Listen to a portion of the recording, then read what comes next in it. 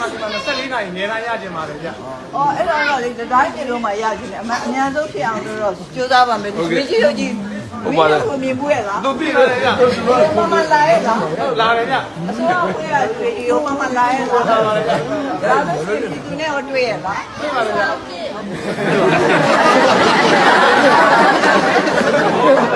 ေ့ပါဦး။တွေ့ပါတယ်။တေးသေးလေးတော့ပြရတော့လည်းပြန်ပြန်တယ်လည်းသိနေပါအဲ့တော့ပုံမှန်တော့တွေ့ပြီးစီတယ်ကမှလည်းဆိုတော့လက်ပြီးဆက်စလိုက်ရရှိတယ်တော့အများကြီးပြောင်းဆိုတာဒီညာတော့မရှိဘူးဆိုတော့တိုင်းကအများကြီးဒါပေမဲ့ဒီမှာနေတဲ့ခါကျတော့တခြားနိုင်ငံမျိုးနိုင်ငံပဲစားနေရတယ်ဒီလိုပဲဆိုအရင်ဒီမှာတည်းဒီမှာနေရာတိုင်းမှာဒီမှာစစ်စစ်ကြီးစစ်ကြီးတော့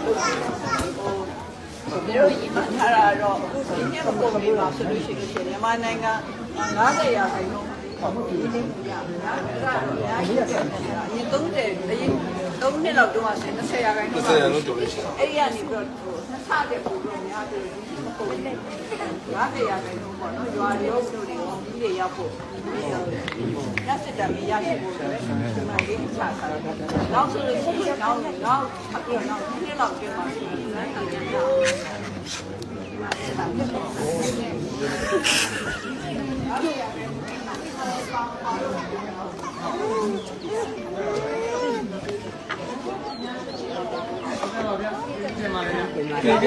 မင်္ဂလာပါပြောချင်တယ်ကျွန်တော်